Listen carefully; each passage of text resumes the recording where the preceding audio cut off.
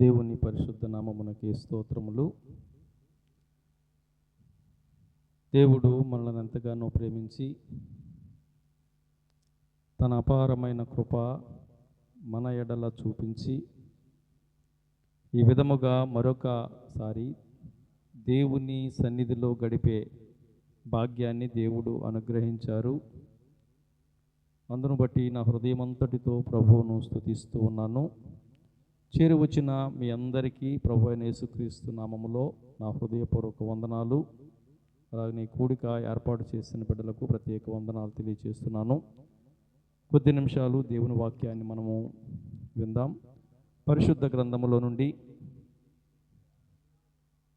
తెస్సలోనికయులకు వ్రాసిన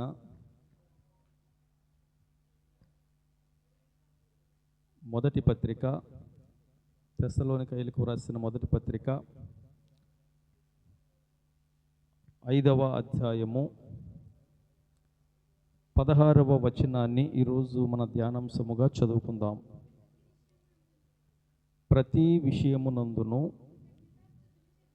కృతజ్ఞతాస్తుతులు చెల్లించుడి, ఈలాగు చేయుట యేసుక్రీస్తునందు మీ విషయములో దేవుని చిత్తము. సరిపోతుందమ్మా. దేవుడు తన పరిశుద్ధ వాక్య భాగాన్ని మనందరి వినికిడిలో దీవించి ఆశీర్వదించునుగాక. ఆమేన్. పరిశుద్ధుడైన మా తండ్రి, ప్రేమ కలిగిన ప్రభువా, మీకు వందనాలు, స్తుతులు, స్తోత్రాలు చెల్లిస్తూ ఉన్నాం. ఇంతవరకు మమ్మలను సజీవులుగా కాపాడి ఈ రాత్రికాల సమయంలో బిడ్డలు వారి యొక్క జీవితంలో వారి కుటుంబంలో చేసినటువంటి మేళ్లను బట్టి కృతజ్ఞత కూడికను ఏర్పాటు చేసి ఉండగా మేమందరము ఈ కూడికలో పాలు పంపులు పొంది నిన్ను స్తుతించటానికి మీరు మాకు అనుగ్రహించిన ఈ విలువైన సమయాన్ని బట్టి మీకు వందనాలు తండ్రి. ఇంతవరకు పాటల ద్వారా నిన్ను స్తుతించాం ప్రభువా. మా స్తుతులపై ఆసీనుడిగా మీరు ఉన్నారని నమ్ముతూ ఉన్నాం ప్రభువా. ఈ సమయంలో బలహీనుడినటువంటి నన్ను మీరు జ్ఞాపకం చేసుకునండి. నేను నిలబడి ఉండగా నన్ను మీ సిలువ చాటును మరుగుపరుచుకుని ఆయన నీ బిడ్డలతో మీరు మాట్లాడండి. ఎవరికి ఏ మాటలు అవసరమై ఉన్నవో నాయనా నీకు తెలుసు ప్రభువా. నీవు మాకు హృదయాంతరంగాలు ఎరిగిన దేవుడవు తండ్రి. ఈ రాత్రి ప్రతి ఒక్కరితో మీరు మాట్లాడి నీ వాక్యము ద్వారా బిడ్డలను దర్శించి బలపరచుమని ప్రార్థన చేస్తున్నాను. ప్రతి విధమైన ఆటంకాలు తొలగించండి. అజాగ్రత్త, పరధ్యానము, సోమరితనము, నిద్రమత్తు దూరపరచండి ప్రభువా. నీ పరిశుద్ధాత్మ సహాయాన్ని మాకు అనుగ్రహించి మా అందరితో మాట్లాడుమని యేసు నామములో అడిగి వేడుకొనుచున్నాము తండ్రి. ఆమేన్. ప్రభునందు ప్రియమైనటువంటి దేవుని బిడ్డలారా, చదవబడిన వాక్య భాగాన్ని మనం జాగ్రత్తగా పరిశీలన చేసినట్లయితే అపోస్తులుడైన పౌలు గారు తెస్సలోనికయ సంఘానికి వ్రాస్తూ ప్రతి విషయమునందును కృతజ్ఞతాస్తుతులు చెల్లించుడి, ఈలాగు చేయుట యేసుక్రీస్తునందు మీ విషయములో దేవుని చిత్తము. ప్రియులారా, దేవుని బిడ్డలమైనటువంటి మనము ప్రతి ఒక్కరము కూడా దేవుని చిత్తాన్ని నెరవేర్చేవారుగా ఉండాలి. దేవుని చిత్తములో ప్రాముఖ్యమైనది ఏంటంటే ప్రతి విషయంలో కూడా మనము కృతజ్ఞతాస్తుతులు చెల్లించేవారుగా ఉండాలని దేవుని చిత్తమై ఉన్నది. ఎందుకంటే చాలామంది అవసరము తీరేంత వరకు దేవుని యొద్దకు వచ్చేవారు, ప్రార్థనలు చేయించుకునేవారు అనేక మంది కనబడుతూ ఉన్నారు. కానీ అవసరము తీరిన తర్వాత మరలా దేవుడు అనే మాటే వారిలో ఉండదు. ఇంకా మరి కొంతమంది ఎలాగున్నారంటే దేవుడు ఏదైనా గొప్ప ఆశీర్వాదాన్ని, గొప్ప ఐశ్వర్యాన్ని, ఏదైనా కలిసి వచ్చేది దేవుడు చేస్తేనే స్తుతించువారుగా ఉంటారు. కానీ వారు కొన్ని సమయంలో దేవుడు అనే ఆలోచన లేకుండా తిరిగేవారుగా చాలామంది కనబడతారు. అటువంటి వారందరినీ ఉద్దేశించి దేవుడు పలుకుతున్నటువంటి మాట ఏంటంటే, ప్రతి విషయమునందు కూడా, అంటే దేవుడు ఏదో నాకు గొప్ప ఐశ్వర్యాన్ని ఇచ్చాడు, మరి లక్షలో కలిసి వచ్చే జాబ్ వచ్చింది, లేకపోతే లక్షలు కలిసి వచ్చేటట్లుగా చెరువులు పనిచేసి మరి చెరువుల్లో లాభం వచ్చింది, అలా ఈ విధముగా ఏదో గొప్ప ధనము కలిసి వచ్చే విధంగా ఉంటేనే స్తుతించటం కాదు, కానీ ప్రతి విషయమునందు కూడా కృతజ్ఞతాస్తుతులు చెల్లించి ఉండాలి. అలా ఎవరు చెల్లించగలరంటే, దేవుడు మనలను ఏ విధంగా పోషిస్తున్నాడో, ఏ విధముగా ఆరోగ్యవంతులుగా ఉంచుతున్నాడో, ఏ విధముగా అన్న వస్త్రములను మనకు అనుగ్రహిస్తున్నాడో గ్రహింపు కలిగినటువంటి వారు తప్పకుండా ప్రతి విషయంలో కూడా ప్రభువును స్తుతించేవారుగా ఉంటారు. కొన్నిసార్లు ఇబ్బంది రావచ్చు, కష్టం రావచ్చు, కరువు రావచ్చు, కానీ నీ ఆరోగ్యాన్ని దేవుడు కాపాడాడు కదా.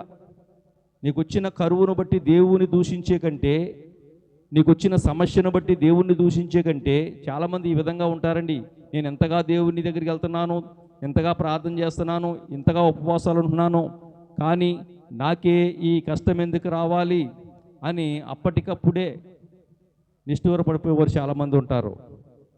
అటువంటి వారు గ్రహించవలసింది ఏంటంటే, ఒకవేళ నీకు చిన్న కష్టాలు రావచ్చు, కొన్నిసార్లు కరువు రావచ్చు, ఇబ్బందులు రావచ్చు.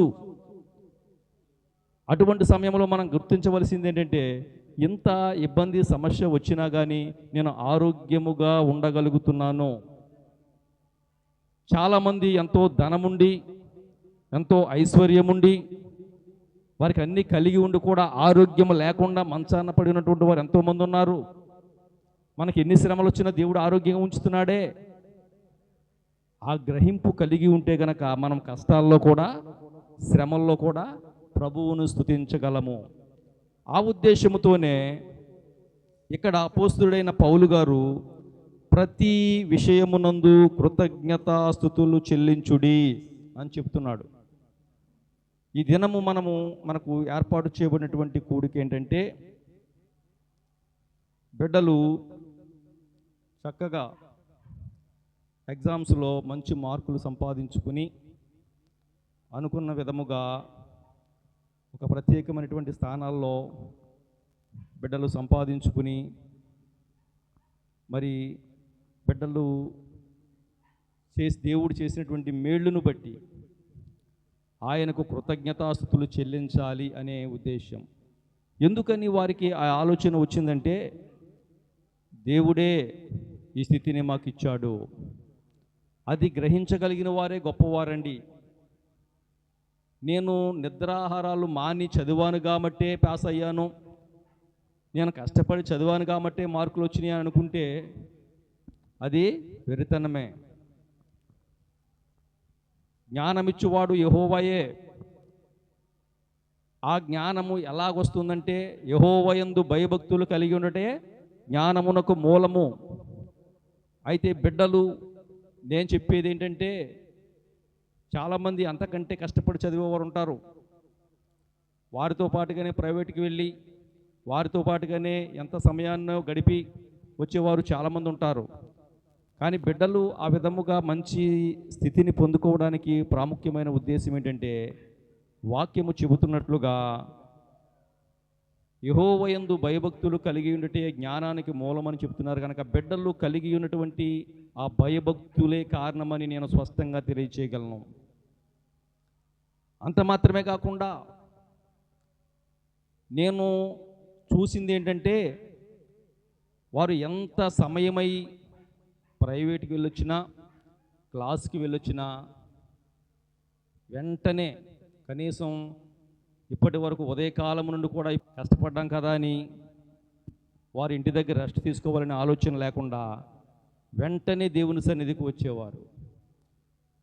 దేవుని యొద్ద ఏమున్నాయంటే బుద్ధి, జ్ఞానము, సర్వ సంపదలు గుప్తమై ఉన్నాయి. ఎవరైతే దేవుని సన్నిధికి వస్తారో వారు వాటిని సొంతం చేసుకుంటారు. ఇదే నేను నమ్ముతున్నాను. ఆ విధముగా దేవుని యందు భయభక్తులు కలిగి దేవుని సన్నిధిలో గడిపిన విధానాన్ని బట్టి వారు ఒక ప్రత్యేకమైన స్థానాన్ని సంపాదించుకున్నారని నేను చెప్పడమే కాకుండా వారు కూడా విశ్వసించి కృతజ్ఞతాస్తుతులు చేయటానికి ఈ కూడికను ఏర్పాటు చేశారు. ఇక్కడ పౌలు గారు చెబుతున్న మాట అదే. ప్రతి విషయములో ఏదో ధనం వచ్చిందనో లేకపోతే మంచి జాబ్ వచ్చిందనో కాకుండా దేవుడు చేసిన ప్రతి మేలును బట్టి కూడా కృతజ్ఞతాస్తుతులు చెల్లించేవారుగా ఉండాలి.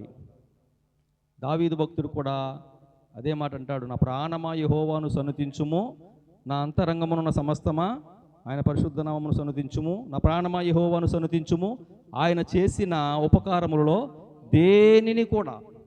అంటే ఈ కృతజ్ఞతాస్తుతుల గురించి ఏ ఒక్కరు చెప్పినా ఇదే మాట చెప్తారు, దేనిని మరవద్దు.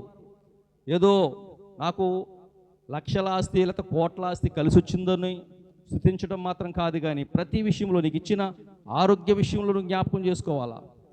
అనేక మంది ఆహారం లేకుండా జీవిస్తుంటే దేవుడిని నిన్ను పోషిస్తున్నందుకు ప్రభువును స్తుతించాలా. అనేక మంది అనేక వ్యాధులకు గురైపోతున్నప్పుడు నీకు ఇచ్చిన ఆరోగ్యాన్ని బట్టి ప్రభువును స్తుతించాలా. ప్రతి విషయంలో కూడా దేవునికి కృతజ్ఞతాస్తుతులు చెల్లించువారుగా ఉండాలని ఈ వాక్యము బహు స్పష్టంగా తెలియచేస్తుంది. ఇటువంటి గ్రహింపు మనం ఎప్పుడు గ్రహించగలమంటే మనల్ని ఏ విధంగా కాపాడుతున్నాడో మనకి ఆలోచన వచ్చినప్పుడే తప్పకుండా మనం ప్రతి విషయంలో కూడా దేవునికి కృతజ్ఞతాస్తుతులు చెల్లించువారముగా ఉండగలము. అయితే కొన్ని విషయాలు నేను త్వరగా మరి చెప్పి ముందుకు వెళతాను. బిడ్డలైతే దేవుడు వారి జీవితంలో మేలు చేసి చక్కని మార్కులు సంపాదించుకుని ఒక ఉన్నతమైన స్థానంలో పాస్ అయినందుకు కృతజ్ఞతాస్తుతులు చెల్లిస్తున్నారు. ఇంకా ప్రతి విషయంలో అని ఎందుకంటున్నారంటే మనం ఏ విషయాల్లో స్తుతించలేకపోతున్నామో కొన్ని విషయాలు మీకు జ్ఞాపకం చేస్తాను. హెబ్రీలకు వ్రాసిన పత్రిక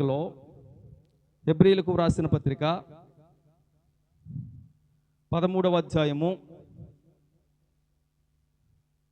హెబ్రీలకు వ్రాసిన పత్రిక 13వ అధ్యాయము 15వ వచనం చదవండమ్మా. కాబట్టి ఆయన ద్వారా మనము దేవునికి ఎల్లప్పుడూ స్తుతియాగము చేయుదుము. సరిపోతుందమ్మా. ఇక్కడ ఈ మాటలో ఏమీ లేదు. కాబట్టి అన్నాడు. ఏం కాబట్టి అంటే పై వచనాల్లో చదివితే అర్థమవుతుంది మనకి.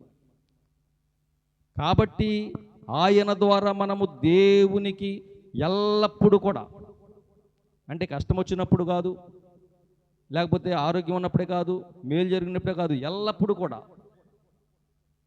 నేను ఎల్లప్పుడూ యెహోవాను సన్నుతించేదని కూడా దావీదు భక్తుడు చోట తెలియజేస్తాడు. ఎల్లప్పుడూ ఆయనకు స్తుతియాగము చేయుదము అని ఇక్కడ వ్రాస్తూ కాబట్టి అని ఎందుకంటున్నాడంటే ఇక్కడ ముందు వచనాల్లో మనం చూస్తే కనుక 12వ వచనం చదవండమ్మా. కావున యేసు కూడా తన స్వరక్తము చేత ప్రజలను పరిశుద్ధపరచుటకై గవిని వెలుపట శ్రమ పొందెను. ఇక్కడ ప్రభువైన యేసుక్రీస్తు వారు శ్రమపడ్డ విషయాన్ని జ్ఞాపకం చేస్తున్నాడు. ఎందుకని శ్రమపడ్డాడు ఆయన? తన స్వలాభము కొరక, మంచి పేరు తెచ్చుకోవడం కొరక కాదు, తన స్వరక్తము చేత ప్రజలను పరిశుద్ధపరచుటకై అపవిత్రత కలిగినటువంటి, చెడిపోయినటువంటి, పాడైపోయినటువంటి, పాపముతో నశించిపోతున్నటువంటి సర్వ మానవాళిని, తన ప్రజలను పరిశుద్ధపరచుటకై గవిని వెలుపట శ్రమ పొందెను. ఇక్కడ గవిని వెలుపట అనే మాట జాగ్రత్తగా పరిశీలన చేయాలి. గవిని అంటే ఏంటండి? ద్వారబంధము. వెలుపట జాగ్రత్తగా పరిశీలన చేస్తే ఆ యెరూషలేము వెలుపట దూరముగా గొల్గతా కొండ మీద ఆయన శ్రమ పొందాడు. గవిని వెలుపుట అనే దానికి అర్థం అది. ఊర్లో శ్రమ పొందలేదండి ఆయన. గవిని బయట ఆ వెలుపటికి తీసుకుని పోయి ఆ కల్వరి కొండ మీద, ఆ గొల్గతా కొండ మీద, కపాల స్థలము అనబడే ఆ కొండ మీద ఆయన శ్రమ పడ్డాడు. దేని కొరకయ్యా అంటే మనందరము కూడా పరిశుద్ధపరచబడాలని, మన పాపముల చేత మనం నశించిపోకూడదని, మన అపవిత్రత చేత మనము నరకానికి అప్పగించబడకూడదని, మనందరినీ పరిశుద్ధులుగా చేసి పరిశుద్ధులుండే స్థలములో నిలవబెట్టాలి అనే ఉద్దేశముతోనే ఆయన శ్రమ పొందాడు. ఇంకా కాబట్టి మనం ఆయన నిందను భరించుచు శిబిరము వెలుపలికి ఆయన యొద్దకు వెళ్ళుదుము. శిబిరము వెలుపలికి, గవిని వెలుపట అనేది తెలుసుకున్నాం మనం. గవిని ఏంటంటే ఆ యొక్క గవిని అనే మాటకు ద్వారబంధము. ఆ యెరూషలేము ద్వారము ఎదుట వెలుపల కొండ మీద శ్రమ పొందాడు గనక ఆ మాట వాడారు. అయితే ఇక్కడ శిబిరము వెలుపలికి ఆయన యొద్దకు వెళ్ళుదము. ఏంటి ఈ శిబిరం? యూదా మత సంప్రదాయం, ఇంకా ధర్మశాస్త్రమును సంబంధించి, ఇంకా ఆ పై వచనాల్లో కనబడుతుంది. పై వచనాల్లో మరి జంతువులను బలి ఇవ్వటం ఇవన్నీ కూడా పై వచనాల్లో కనబడతాయి మనకి. ఆ సంప్రదాయము నుండి, ఆ సిద్ధాంతము నుండి వెలుపలికి వచ్చి ఆయన యొద్దకు వెళ్ళేవారుగా ఉండాలి. అర్థమవుతున్నాయండి? ఒక పాపి పరిశుద్ధపరచబడాలంటే ఆ జంతువుల యొక్క 11వ వచనంలో కనబడుతుంది, పాప పరిహారార్థముగా చెల్లించే ఆ బలి వల్ల మనిషి ఎంత మాత్రము కూడా పరిశుద్ధపరచలేడు. కాబట్టి ఆయన తన స్వరక్తము చేత ప్రజలను పరిశుద్ధపరచబడాలని ఆయన శ్రమ పొందాడు. అయితే ఆ శ్రమను పొందినటువంటి సమయంలో మనం ఆయన నిందను భరించుచు శిబిరము వెలుపలికి ఆయన యొద్దకు, అంటే ఆ యొక్క సాంప్రదాయాలు, ఆ బలి అర్పించుటలు, ఎందుకంటే ఆ బలి వల్ల చాలాసార్లు చెప్పాను ఎంత మాత్రం కూడా ప్రయోజనం లేదు. పాప పరిహారార్థ బలి ఇవ్వడం ద్వారా పాపం పెరిగిపోయిందే తప్ప, ఎందుకని పెరిగిపోయిందని చెబుతున్నానంటే, ఒక పాపం చేసినటువంటి వ్యక్తి పాప పరిహారార్థ బలిగా ఒక మరి గొర్రె పిల్లను పాప పరిహారార్థ బలిగా అర్పిస్తే నా పాపం పోయింది అనుకునేవాడు. సరే పోయింది అనుకుందాం. మరలా వాడికి ఏం ఆలోచన వచ్చేదంటే, మరలా పాపం చేస్తే మరొకసారి బలి వచ్చులే. ఈ విధముగా ఆ పాప పరిహారార్థ బలి అనే అపోహలో పడిపోయి మనిషి పాపములో పెరిగిపోయాడు తప్ప పాపం ఎంత మాత్రం కూడా పోలేదు. ఆ సంప్రదాయాల నుండి, ఆ యొక్క ధర్మశాస్త్రం చెప్పి ఆ యొక్క మరి వాటి నుంచి వెలుపలికి వచ్చి ఆయన యొద్దకు వెళ్ళుదము. అది ఎలా ఉంటుంది? నిలువరమైనటువంటి పట్టణము మనకిక్కడ లేదు కానీ ఉండబోచున్న దానికోసము ఎదురు చూచుచున్నాము.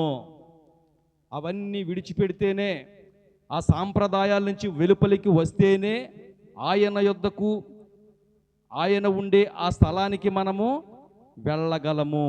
ఇంకా చూద్దాం ముందుకి. కాబట్టి ఆయన ద్వారా మనము దేవునికి ఎల్లప్పుడూ స్తుతియాగము చేయుదుము. ఎందుకని ఎల్లప్పుడూ స్తుతియాగం చేయాలంటే, మనము పాపములో నశించిపోతున్నప్పుడు, జాగ్రత్తగా వినండి పిల్లారా. కొంతమంది అనుకోవచ్చు, నాకేం మేలు చేశాడని దేవుడు నేను స్తుతించాలి, కృతజ్ఞతాస్తుతులు చెల్లించాలి అని అనుకోవచ్చు. ఈ లోక సంబంధంగా నువ్వు వేళ ఏ మేలు పొందుకోకపోవచ్చు, కానీ నీవు పాపములో, శాపములో, అపవిత్రతలో పడి ఉన్నప్పుడు నిన్ను పరిశుద్ధులుగా చేయటానికే ఆయన తన స్వరక్తాన్ని ఇచ్చి, తన స్వరక్తాన్ని కార్చి శ్రమ పొందెను అని బహు స్పష్టంగా వ్రాయబడి ఉంది. అలా శ్రమ పడ్డాడు గనుకనే, కాబట్టి ఆయన ద్వారా, లేక ఆయన పడ్డ ఆ శ్రమ ద్వారా మనము దేవునికి ఎల్లప్పుడూ స్తుతియాగం చేసేవారుగా ఉండాలి. అంటే కష్టం వచ్చినా, నష్టం వచ్చినా, ఇబ్బందులు వచ్చినా ఎందుకని స్తుతియాగం చేయమంటున్నారంటే, ఈ లోక సంబంధంగా నీ కష్టం రావచ్చు, కానీ నిన్ను పాపము నుంచి విడిపించాడే, పాప శాపము నుంచి నిన్ను కాపాడాడే, ఆ శిక్ష నుంచి తప్పించాడే, దానిని జ్ఞాపకం చేసుకుంటూ దేవునికి స్తుతి యాగం చేసేవారుగా ఉండాలి అని ఈ విషయాన్ని మీకు తెలియజేస్తున్నాను. మరొక మాట చూద్దాం, ఎందుకని మనం స్తుతించాలి? జాగ్రత్తగా పరిశీలన చేయాలా. దేవుడు చేసిన మేలుని బట్టి మనం స్తుతిస్తున్నాం, కానీ ప్రతీది కూడా మర్చిపోవద్దని దేవుని వాక్యం సెలవిస్తుంది కనుక, మరి లోక సంబంధంగా బిడ్డలు పాస్ అయినందుకు, లేకపోతే లక్షల రూపాయల ఉద్యోగం వచ్చినందుకు వీటి కొరకు మనం స్తుతిస్తున్నాము, కానీ దేవుడు మనలను అపవిత్రతలో నుంచి తప్పించడానికి తన స్వరక్తాన్ని ఇచ్చి మనల్ని కాపాడి పరిశుద్ధులుగా చేశాడని ఆ విషయంలో స్తుతించగలుగుతున్నామా? అలా స్తుతించగలగాలంటే, అలా స్తుతిస్తే కనుక ప్రతి దినము కూడా మనము స్తుతించే అనుభవంలో మనము ఉంటామని మీకు తెలియజేస్తున్నాను. మరొక మాట చూద్దాం, ఫిలిప్పీయులకు రాసిన పత్రిక. జ్ఞాపకం ఉంచుకోండి, ఏ విషయంలో మనం ఎందుకని స్తుతించాలంటే, తన స్వరక్తము చేత మనల్ని పరిశుద్ధులుగా చేశాడు గనుక మనం స్తుతించాలి. ఫిలిప్పీయులకు రాసిన పత్రిక 4వ అధ్యాయము 6వ వచనాన్ని చదవండమ్మా. దేనిని గూర్చియు చింతపడకుడి గాని ప్రతి విషయములోనూ ప్రార్థన విజ్ఞాపనముల చేత కృతజ్ఞతాపూర్వకముగా మీ విన్నపములు దేవునికి తెలియచేయుడి. అప్పుడు సమస్త జ్ఞానమునకు మించిన దేవుని సమాధానము యేసుక్రీస్తు వలన మీ హృదయములకును మీ తలంపులకును కావలియుండును. ఈ వచనాన్ని కూడా జాగ్రత్తగా ఆలోచన చేద్దాం. ఇక్కడ ముందుగా ఏమంటున్నాడంటే, ఏ విషయాన్ని కూర్చు కూడా మీరు చింతపడవద్దు, చింతపడకుడి కానీ ప్రతి విషయంలో కూడా ప్రార్థన విజ్ఞాపనముల చేత కృతజ్ఞతాపూర్వకముగా మీ విన్నపములు దేవునికి తెలియచేయండి. ఎంత కష్టం వచ్చినా, ఇబ్బంది వచ్చినా, సమస్య వచ్చినా మీరు చింతపడవద్దు. మీరు చేయాల్సింది ఏంటంటే కృతజ్ఞతాస్తుతులు చెల్లించాలి, ఇంకా దేవుని సన్నిధిలో ప్రార్థన విజ్ఞాపనలో చేసేవారుగా ఉండాలి. అలా చేస్తే అప్పుడు ఏం జరుగుతుంది? అప్పుడు అంటారు, అలా చేసినప్పుడు సమస్త జ్ఞానమునకు మించిన దేవుని సమాధానము యేసుక్రీస్తు వలన మీ హృదయములకు మీ తలంపులకు కావలి ఉండును. అంటే కృతజ్ఞతాస్తుతులు చెల్లించడం ద్వారా ఏం జరుగుతుందో చూడండి. అసలే అప్పటి వరకు నీకు సమాధానం లేకపోవచ్చు, అప్పటి వరకు నువ్వు జ్ఞానం లేకుండా, తెలివి లేకుండా, ఆలోచన లేకుండా నువ్వు జీవించి ఉండవచ్చు.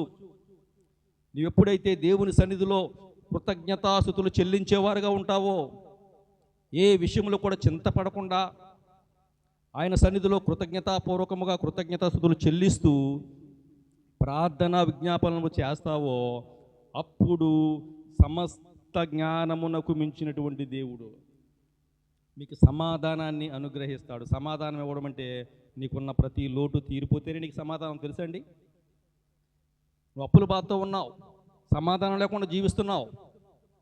నువ్వు ఎప్పుడైతే దేవునికి కృతజ్ఞతాస్తుతులు చెల్లిస్తావో, దేవుని సన్నిధిలో ప్రార్థన చేస్తావో, నీ అప్పులన్నీ తీరిపోయి సమాధానమును నీకు అనుగ్రహిస్తాడు దేవుడు.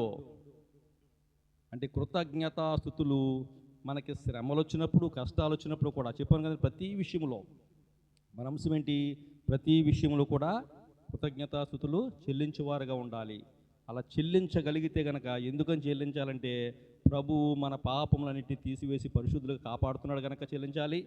మరొకటి ఏంటంటే, ఆయన మన ప్రతి అవసరతను తీరుస్తాడు కనుక విశ్వాసముతో, తీర్చక ముందే ఇది విశ్వాసముతో మన చింత యావత్తు ఆయన మీద వేసి, ఎందుకంటే ఆయన మన చింతలు భరిస్తున్నాడండి.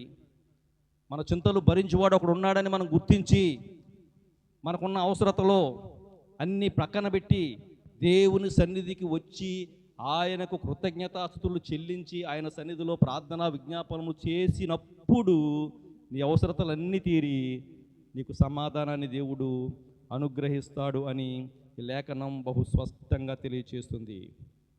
మరొక విషయం చూద్దాం, మూడో విషయం చెప్పుకుని ముగించుకుందాం. ఎఫెసీయులకు వ్రాసిన పత్రిక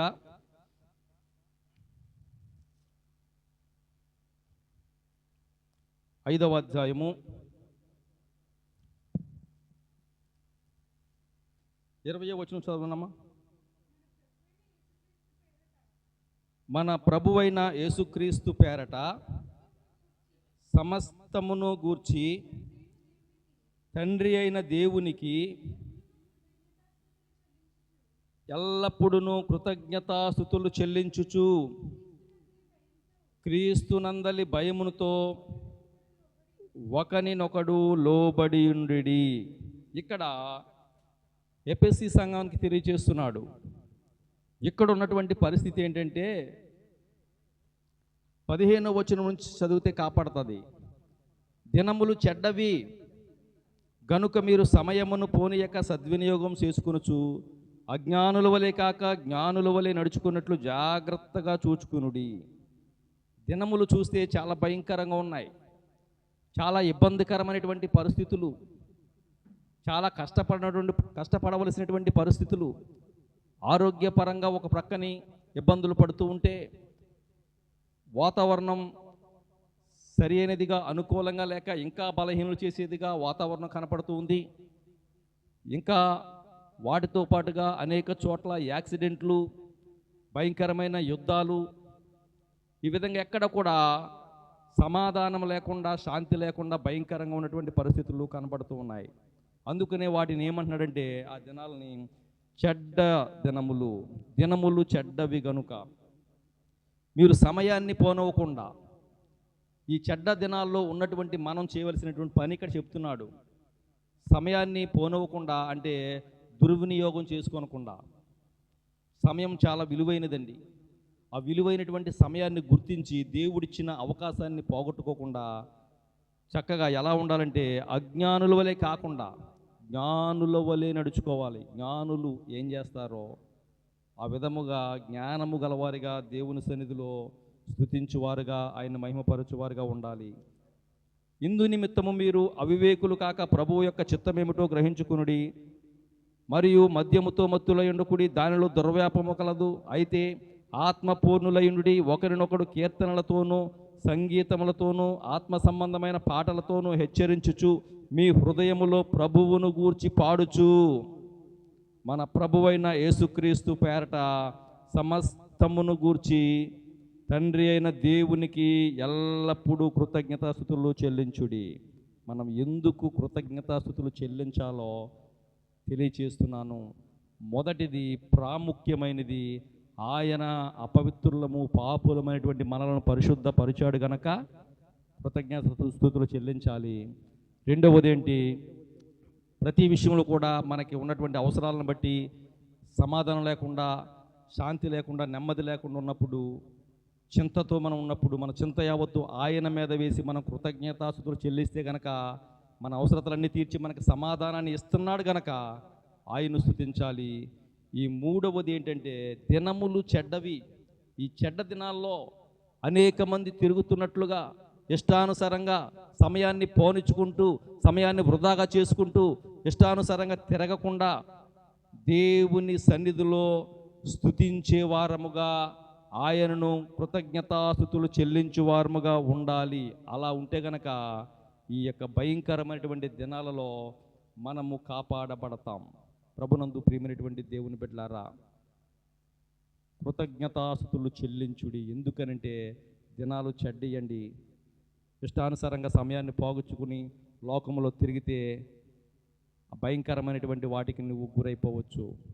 అటువంటి స్థితి నీకు రాకుండా ఉండాలనే ఉద్దేశంతోనే ఎఫెసీ సంఘముతో ఆనాడు చెప్పినటువంటి మాటలు ఈ దినాలు నీతో చెబుతున్నాడు. దినాలు చెడ్డి అమ్మ, సమయాన్ని పోనవద్దు, సద్వినియోగం చేసుకో, దేవుని సన్నిధికి రా, అజ్ఞానుల వలె లోకంలో తిరగొద్దు, జ్ఞానము కలిగి దేవుణ్ణి మహిమపరచువారుగా, దేవుని సన్నిధిలో గడిపేవారుగా, ఇంకా దేవుని సన్నిధిలో కృతజ్ఞతాస్తుతులు చెల్లించేవారుగా, పాటలతోనూ, ఇంకా చాలా చక్కగా చెప్తున్నాడు కదా, ఒకరినొకడు కీర్తనలతోనూ సంగీతములతోనూ ఆత్మ సంబంధమైనటువంటి పాటలతోనూ హెచ్చరించుచు మీ హృదయములలో ప్రభువును గూర్చి పాడుచు కీర్తించుచు మన ప్రభు అయిన యేసుక్రీస్తు పేరట సమస్తమును గూర్చి తండ్రి అయిన దేవునికి ఎల్లప్పుడూ, సమస్తాన్ని గూర్చి కూడా ఏంటంటే జరుగుతున్న ఈ చెడ్డ దినాల్లో మనల్ని కాపాడుతూ వస్తున్నాడే, వాటన్నిటిని గూర్చి కూడా ఆయనకు మనకు కృతజ్ఞతాస్తులు చెల్లించు వారముగా ఉండాలి.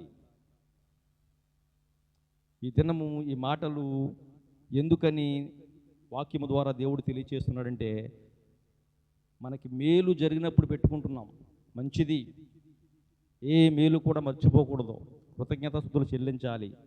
అలాగునే ఇంకా మనం స్తుతించవలసినటువంటి విషయాలు దేవుడు జ్ఞాపకం చేస్తున్నాడు.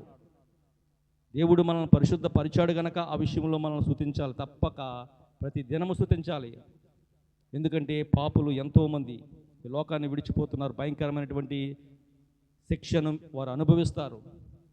అటువంటి శిక్ష మన మీదకి రాకుండా ఉండాలనే ఉద్దేశంతోనే ముందుగానే మనల్ని సిద్ధపరిచాడు దేవుడు, ముందుగానే రక్షించుకున్నాడు, ముందుగానే పవిత్రపరిచాడు, ముందుగానే పరిశుద్ధపరిచాడు. ఆ విధంగా చేయటానికి ఆయన బలైపోవలసి వచ్చింది.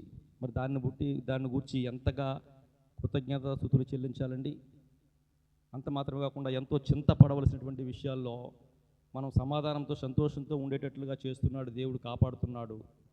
అయితే కొంతమంది ఆ చింత ఆయన మీద వేయలేకుండా ఇంకా చింతను వారే భరిస్తూ దేవుని సన్నిధికి రాలేకపోతున్నారు. వారి విషయంగా నేను చెప్పేది, ఆ చింతను పక్కన పెట్టి దేవుని సన్నిధికి వచ్చి కృతజ్ఞతాస్తుతులు చెల్లించగలిగితే గనక దేవుడే సమస్తములో కూడా మనకు సమాధానాన్ని అనుగ్రహిస్తాడని వాక్యం బహు స్పష్టంగా తెలియజేస్తుంది. భయంకరమైన దినాల్లో మనం ఉన్నాం. ఈ దినాల్లో కాపాడబడాలంటే ఏం చేయాలో స్పష్టంగా తెలియజేశాడు. ఏం చేయాలండి? మనము అజ్ఞానుల వలె కాకుండా జ్ఞానుల వలె ఉంటూ నడుచుకుంటూ పాటలతో కీర్తనలతో ప్రభువును స్తుతించువారుగా, కృతజ్ఞతాస్తుతులు చెల్లించువారుగా ఉండాలి. అలా ఉన్నప్పుడు దేవుడు ప్రతి విధమైనటువంటి ఆ ఇబ్బందుల నుంచి మనల్ని కాపాడతాడు. అంత మాత్రమే కాకుండా ఆయన రాజ్యానికి వారసులుగా మనల్ని చేసుకుంటాడు.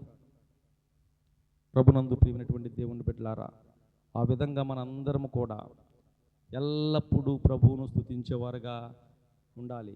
ప్రతి చిన్న విషయంలో మనం జ్ఞాపకం చేసుకోవాలి, దేవుడు ఈ విధమైన మేలు నాకు చేస్తున్నాడని గ్రహింపగలగాలి.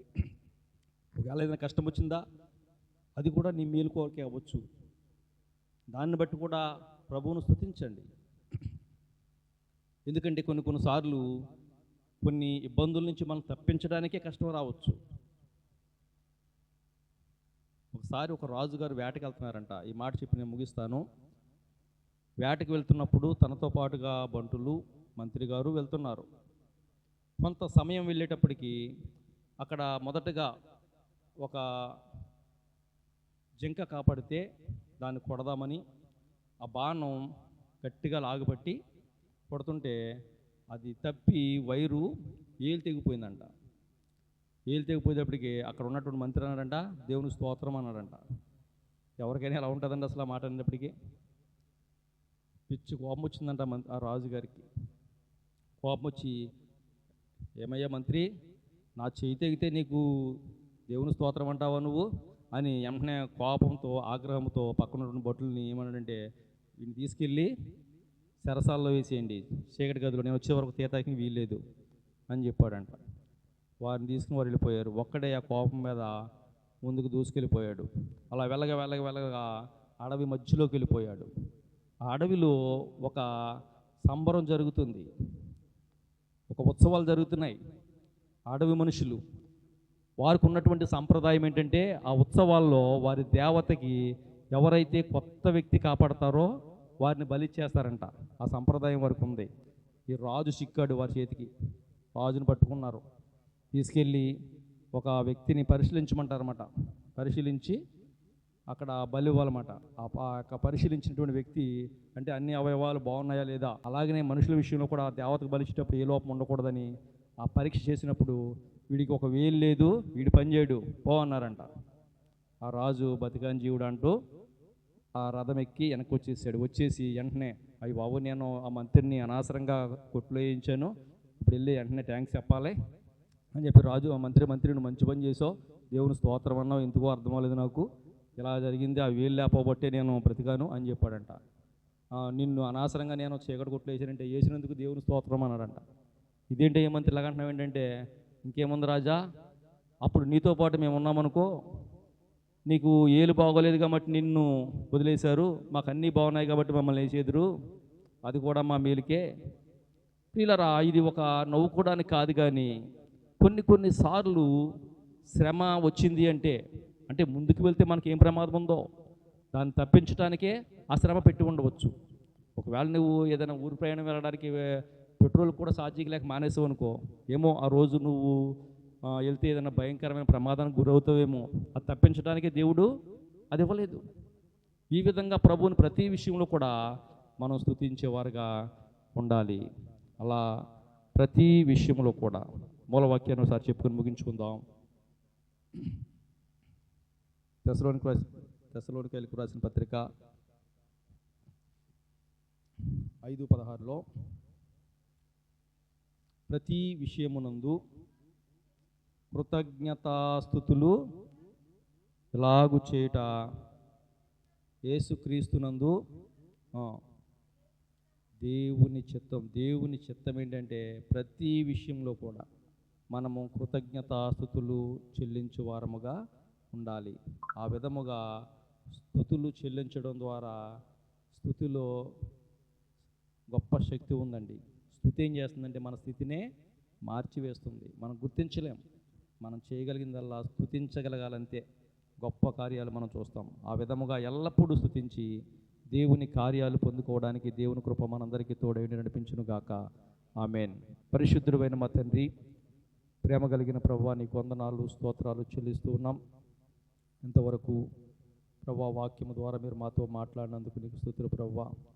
అవును నాయన, బిడ్డల జీవితంలో మీరు చేసిన మేళ్ళను బట్టి, మీరు చూపిన కృపను బట్టి నాయన కృతజ్ఞతాస్తుతులు చెల్లించుట కొరకు ఈ కూడికను ఏర్పాటు చేసి ఉండగా ప్రభువా మీరు మాతో ఉన్నారు. మీకు స్తోత్రం. మీ నామాన్ని మహిమపరుచుకున్నారు. వాక్యం ద్వారా మమ్మల్ని బలపరిచినందుకు వందనాలు ప్రభువా. మీరు మా జీవితంలో చేస్తున్న అనేక మేళ్ళు మాకు చూపించారు ప్రభువా. ప్రాముఖ్యమైనదిన తండ్రి, పాపులమైనటువంటి మమ్మల్ని పరిశుద్ధపరిచారు నాయన. ఆ శిబిరము నుండి వెలుపలికి నీ యొద్దకు వచ్చి నాయన ఆ గొప్ప నిత్య రాజ్యములో నీతో పాటుగా ఉండే భాగ్యాన్ని మాకు అనుగ్రహించారు. దానిని బట్టి నా ప్రభా నిత్యమును స్తుతించువారుగా మేము ఉండాలి నాయన. మా చింతలన్నీ మీరు తీరుస్తున్నారు. సమాధానం లేని సమయంలో సమాధానాన్ని అనుగ్రహిస్తున్నారు. దానిని బట్టి నేను స్తుతించేవారుగా మేము ఉండాలి ప్రభువా. దేవా, ఇంకా నా తండ్రి మా జీవితంలో నాయన మీరు ఎన్నో కార్యాలు చేస్తూ నాయన మమ్మల్ని పోషిస్తూ ఉంటున్నారు తండ్రి.